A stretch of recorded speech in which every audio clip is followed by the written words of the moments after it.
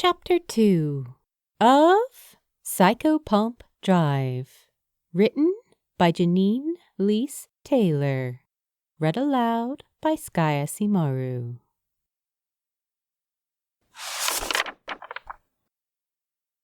Chapter 2 Still Alive.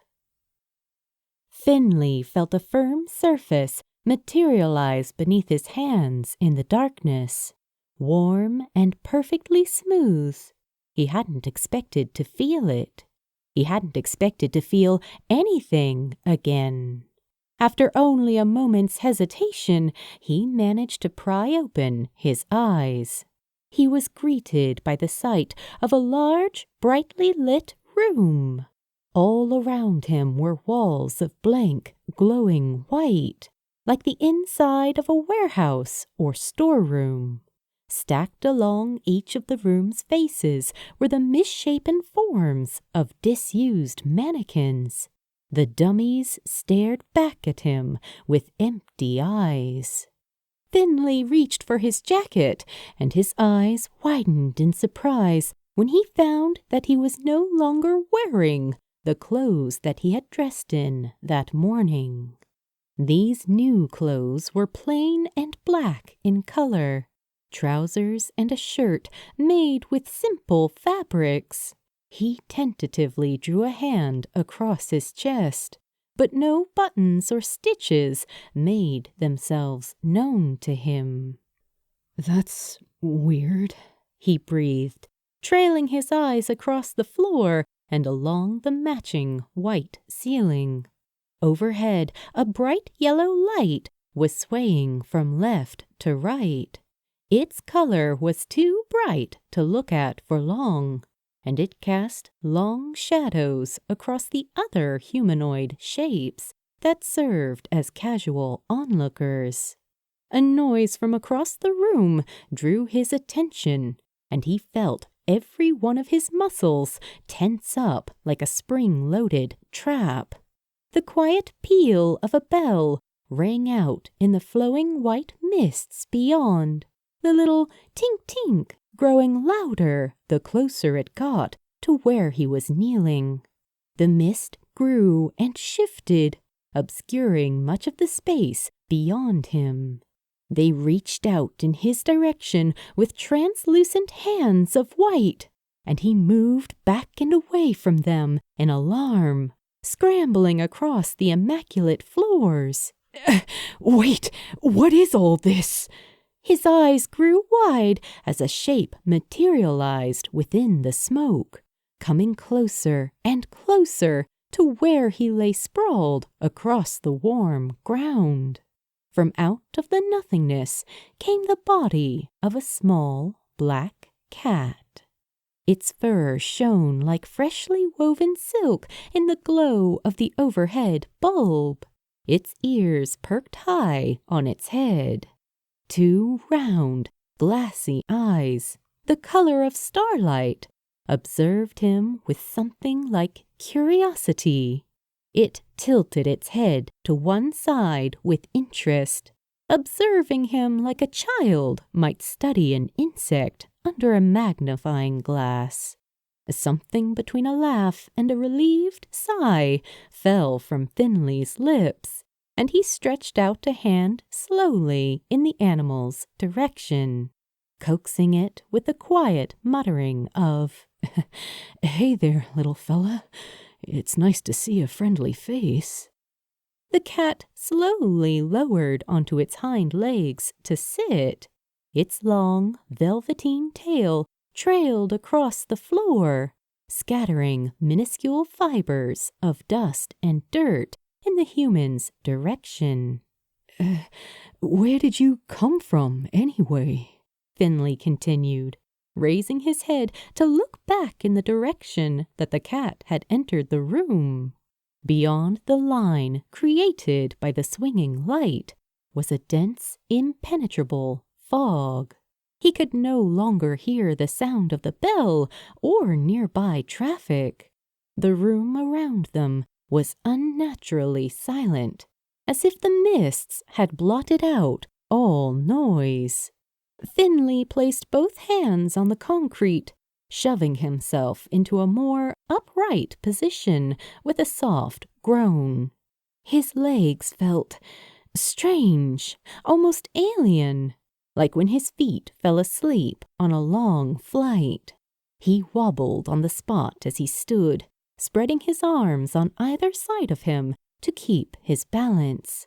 Clearing his throat, he glanced once more around the bright, unfamiliar space before he asked, I don't suppose you know where I am, do you? The cat yawned quietly, reaching up a paw to clean one side of its face. I wouldn't be much of a guide if I didn't, Master Evans, it answered.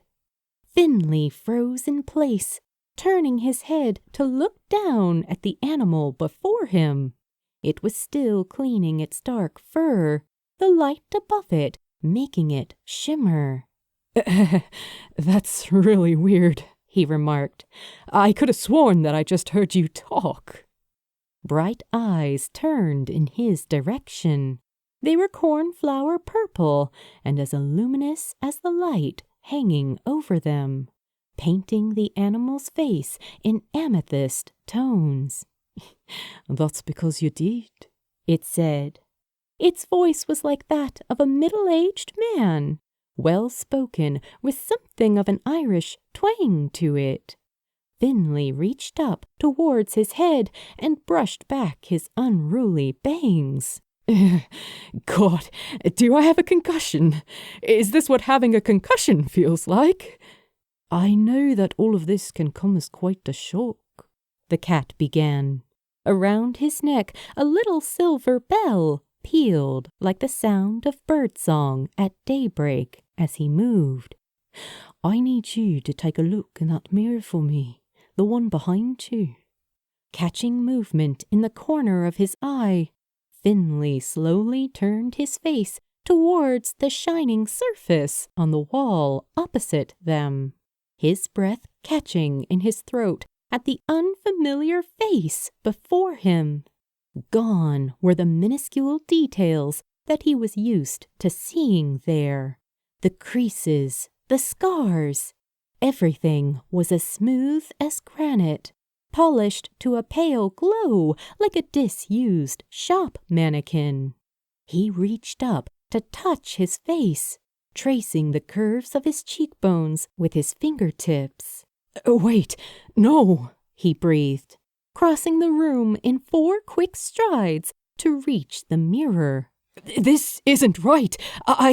This isn't my face. Memories danced around behind his eyes, becoming clearer with each passing moment. A man dressed in black, a woman's scream, a glistening diamond ring. He planted his hands on either side of the mirror as he stared. There was a man, he started. His brow furrowed as he tried to think back to those final moments in the jewelry shop. He barely registered as his knees hit the ground again, hands fumbling for the wall in front of him in the dark as his legs gave out from under him. The realization encroached on him from all sides, a suffocating pressure that crept inwards like hands grasping at his clothing, tugging, squeezing. He had a gun, Finley carried on breathlessly, his throat trembling with every new inhale. He came into the jeweler's with a gun, but why? Why did he have a gun? He curled inwards, pulling his torso down towards his knees as his whole body began to shake. From somewhere far away, he could make out the hot shape of the animal, shoving against his arms as he tried to create space, the hard bone of his skull pressing against his cheek. Breathe, Finley, the male voice urged. It's all right. Thorn, I have to get back to Thorn, the young man babbled, raising his head again to look around the room. How long have I been gone? She's going to worry. It's all over now. The cat's voice grew soft, as comforting and familiar as an old friend. He pressed the sides of his furry face into Finley's bare arms with insistent force. Focus on my voice and breathe. You're a cat, the human mumbled. You shouldn't even be talking right now. There are lots of things that shouldn't be happening right now, the cat rebuked, shaking his head. But these things are your reality now, Finley, and I need you to calm down and listen. Can you do that? The walls of his throat began to seal closed. He felt trapped, like the mists had a physical weight that was bearing down on him. He gasped helplessly, his eyes wandering across the white, glassy figures to all sides of him. Am I... He swallowed harshly. Am I dead? The cat's bright eyes turned away from his own for a moment. I'm afraid so, Master Evans. Finley reached out his fingers for the comfort of the animal, tracing gentle lines across its back and sides, moving upwards to the crest of its tail. The cat leaned into the touch, a deep rumble surfacing from his chest. That's it, he praised. Breathe slow and easy. It's all right. I've got you. The dizziness began to subside, and Finley continued his pattern in the soft fur, line after line, pulling him back into the moment, keeping him grounded. Am I really dead? He asked at last. His voice was smaller than he remembered, like that of a lost child, and it broke apart on the last word as he swallowed down the forming cracks. The cat sat upright in his lap. Despite his small stature, there was significant weight to the beast. Finley could feel him pressing down on his thighs.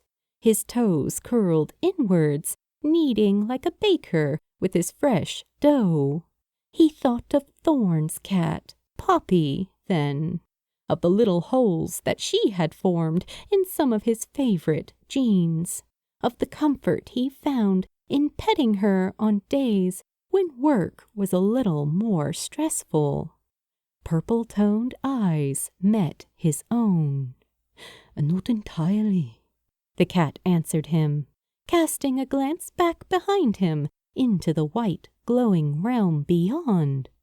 Through that door is the land of the in-between, a space that lies in the middle of life and death. Some of your human stories call it purgatory. It is a place all souls must travel to whenever they reach their end. Finley could feel his own weight sink deeper into the floor, the shape of red flowers forming in the dark corners of his mind. There had been plans, an important question to ask, a picnic in the rain. But I was buying an engagement ring, he said quietly.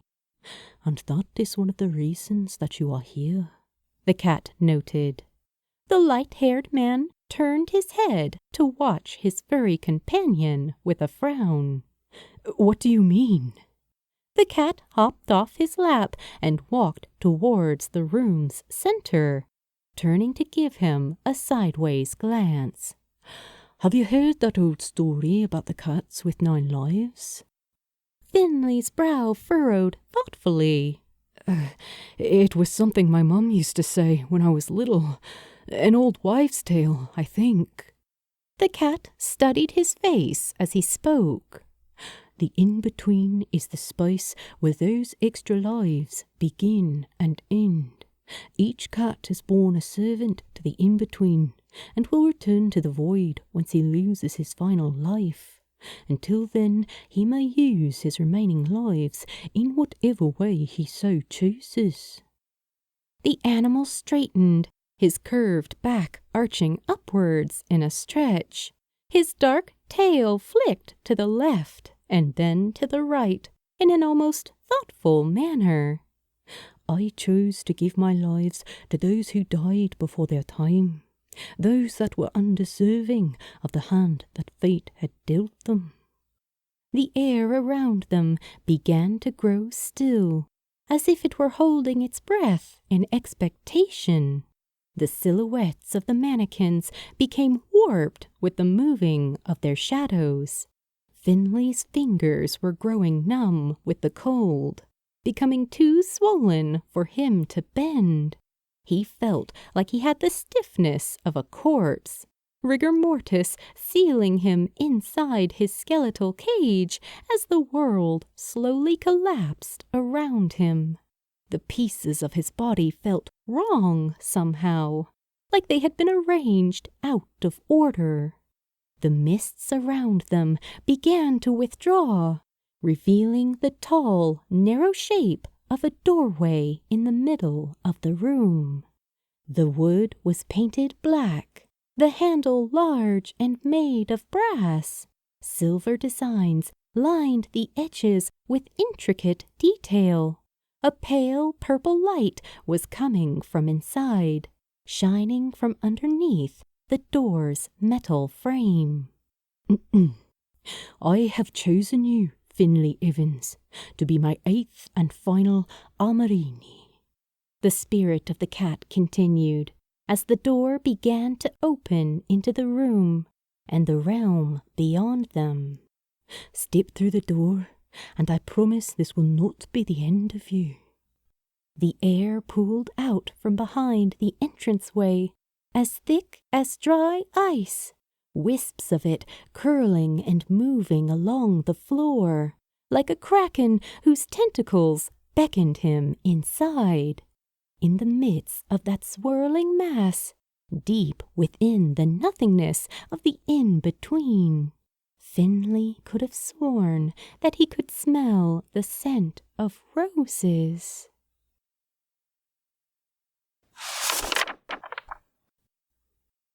To be continued in Chapter 3.